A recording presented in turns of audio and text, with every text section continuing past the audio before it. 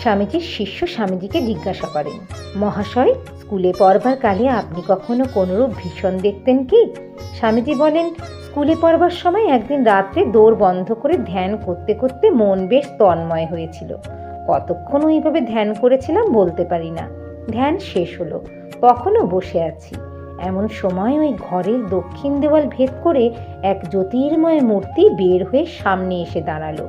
তার মুখে এক অদ্ভুত জ্যোতি, মহাশান্ত সন্ন্যাসী মূর্তি, মণ্ডিত মস্তক, হস্তে দণ্ড ও কমণ্ডলু। আমার প্রতি এক দৃষ্টে খানিকক্ষণ চেয়ে রইলেন, যেন আমায় কিছু বলবেন। আমি অবাক হয়ে তার পানে চেয়ে রইলাম।